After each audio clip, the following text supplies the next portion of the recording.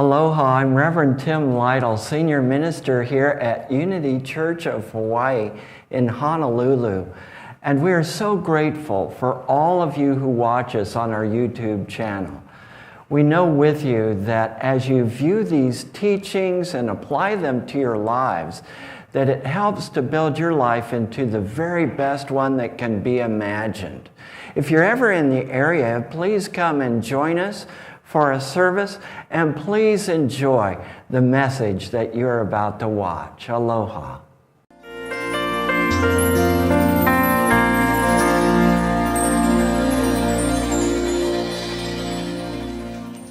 Well, it's so good to be here and good to have all of you here. And today we're looking at taking a stand. Taking a stand. As one person said, if you don't stand for something, you'll fall for anything. It's important for us to stand in our truth. And in Unity, we really believe in standing in our truth because we have this radical teaching in Unity. It's as radical as what Jesus said. The kingdom of heaven lives within you. That's what Jesus said. The kingdom of heaven lives within you. In the Bhagavad Gita, it is taught that within each and every one of you is the presence of God. In Buddhism, it is taught that within each one of us is the inner Buddha. You can look at these various traditions and find that this presence is within each and every one of us. Many times we've expected someone else to show up. We've expected someone else to come in and save the day. We've expected someone else to lead the way while we can sit idly by. But when we sign up for the spiritual journey, we are signing up for courage. And the way you develop courage is by standing in your truth and facing that which needs to be faced. Speaking truth to power. Tomorrow we are celebrating Martin Luther King Jr. And Martin Luther King Jr. helped to galvanize a minority and galvanize all of us to work together and have a vision, a dream of all of us working together. And he was committed to a life of nonviolence. He was committed to a life of peace. He was very much guided by the teachings of Jesus and very much guided by the life and teachings of Mahatma Gandhi. Mahatma Gandhi, yeah, I'm in Indian dress today, maybe you noticed. Mahatma Gandhi lived in India in a time where there was a minority, the British, who were controlling the country and in charge of the country, even though they were a minority. And many of the people of India, the Indian people, many of them were in poverty, many of them were oppressed. They had such strict rules. There was even a rule that all of the salt in the country of India belonged to Britain. All of the salt. So if you were Indian and had salt as property, it was breaking the law. And they would have large piles of salt. They would have armed guards around the salt. They would have gates. I mean, it's hard for us to imagine. This is just one of the things that was done to oppress the Indian people.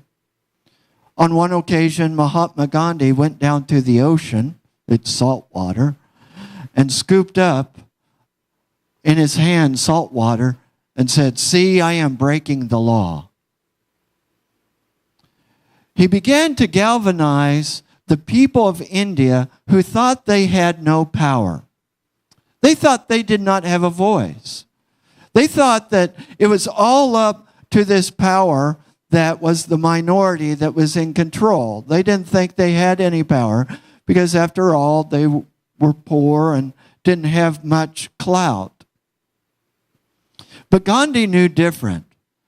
In his spiritual journey, he realized the presence of God within. His favorite book was the Bhagavad Gita.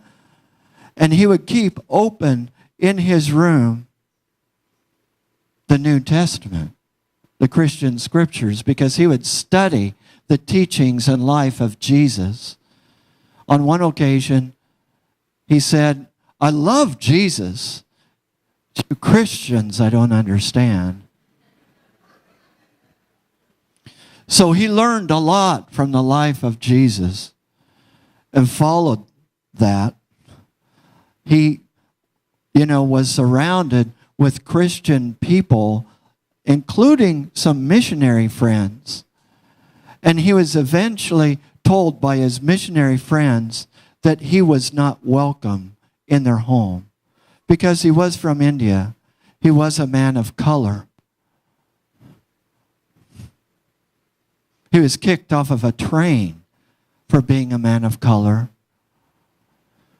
And he decided to galvanize those who felt oppressed. He decided that every single person has this truth. And as he went in to his spiritual journey, more and more he called this presence of God truth with a capital T. And so he started a movement around him of what were satyagrahas.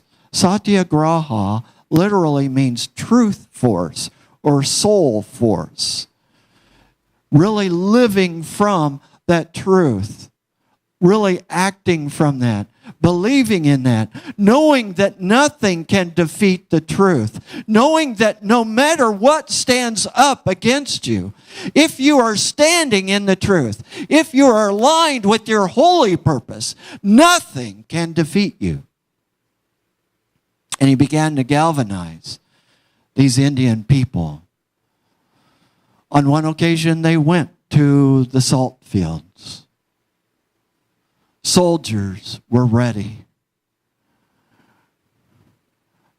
And Gandhi had instructed the people, do not even raise your arm when they begin to beat you. So by the hundreds, they started marching in to the salt the salt fields. You could hear the sounds of skulls cracking and arms being broken as none of the people resisted. And they kept coming, and they kept coming. That's where Martin Luther King Jr. got the idea of a sit-in.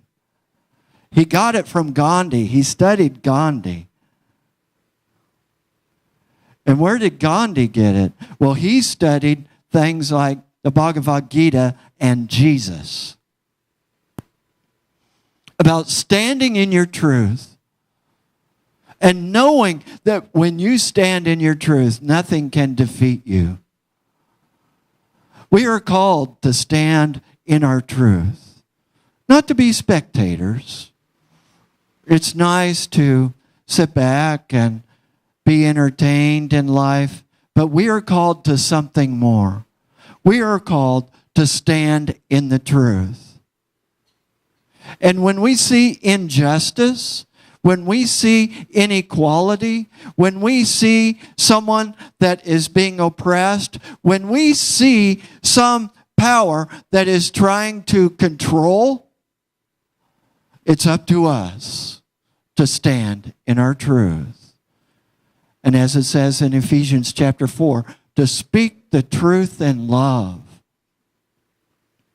Nothing's more powerful than that. Martin Luther King Jr. said that you can't change hate with hate. You can only change hate with love. And you cannot change darkness with darkness. Only light can do that.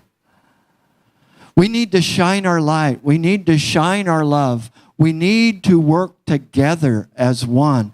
Because what we do in our consciousness here affects the consciousness of the entire world. We know that in New Thought.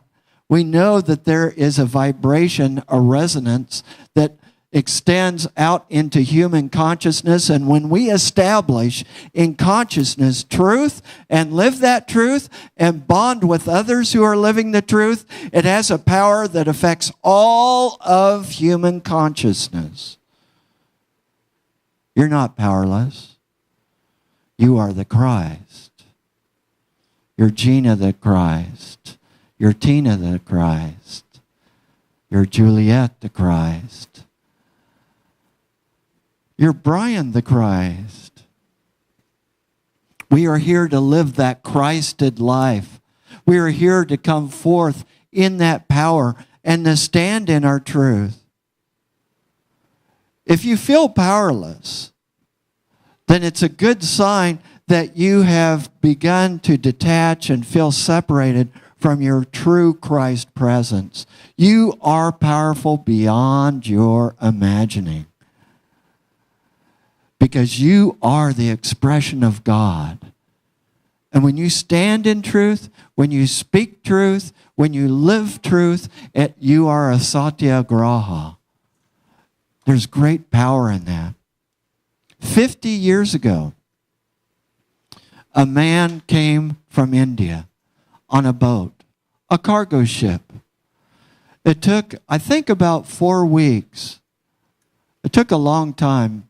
Might have been longer. Might have been a couple of months. Shipped on a cargo ship from India, came to New York City. He had practically no money, maybe a couple of dollars.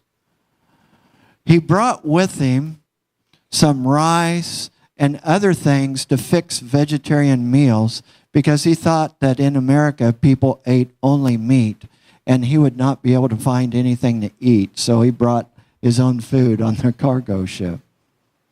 This man's name is Srila Prabhupada. And he came to New York with a mission of people experiencing God consciousness, Krishna consciousness, to experience consciousness of that infinite. And so this weekend at the temple, Krishna temple, his 50th anniversary of coming to Hawaii is taking place. He liked to walk and pray at Magic Island, and he liked to walk and swim over at Waimanalo Beach. He loved Hawaii, stayed here about 150 days, I believe, and helped many people in their spiritual work. He decided to take a stand for what he believed in.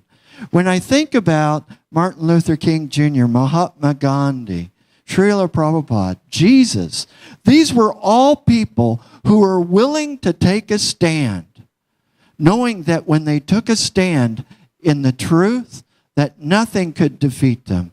No matter what happened to their body, no matter what happened in the circumstances, they knew it could not be defeated. It's time for us to stand. Time to stand in the truth. To know the truth that sets us free. In Revelation chapter 2, John was seeing a vision of Jesus, the ascended Jesus. And Jesus, in chapter 2, is speaking to the church of Laodicea. Laodicea was a good group of people, but they were just kind of hanging out. He said, I wish that you were either cold or hot, but since you're lukewarm, I have to spit you out. Pretty strong for Jesus to say. That sounds like the Jesus that turned over the money changers' tables. It's time for us to stand for what we believe. It's time for us to stand in truth. It's not the time to wait for someone else to do it. It's time for us to work together to stand. And so it is. Amen. Thank you.